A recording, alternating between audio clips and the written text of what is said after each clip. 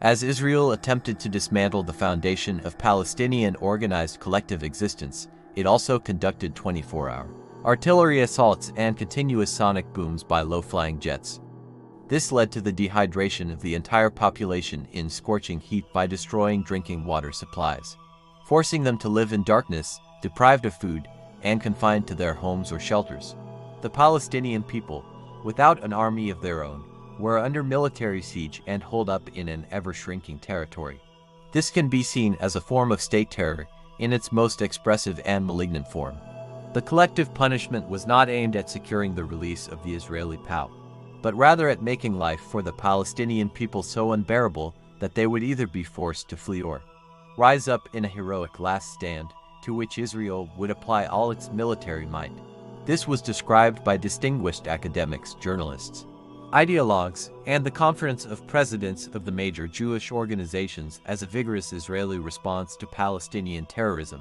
While the Israeli assault on Gaza continues, so does the propaganda and activism in its favor by all the major Jewish Zionist organizations in the US and Europe. In a review of the Daily Alert, the Daily Organ prepared for the Conference of Presidents of major Jewish organizations in the US. Since the beginning of the invasion of Gaza, one finds automatic and uncritical support for every single Israeli assault on Gaza. Electrical power plants because they have dual use. Water supplies and sewage treatment plants are military targets because the captors use them. Terrorizing children and civilians is to let them know what Sderot, an Israeli border community and home of the defense minister, has been going through. Intensified and prolonged Israeli repression of the Palestinian population occurs because Hamas and Fatah are terrorist organizations, and they must be treated as terrorists and crushed by all means necessary. There is a Zionist International Division of Labor. The military assassins operate in Israel, and the verbal assassins operate out of the plush suites of the head offices of the Conference of Presidents of the major Jewish organizations.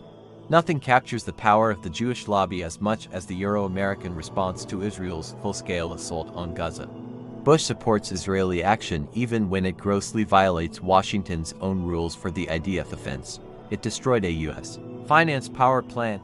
It blew up bridges, roads, and water lines.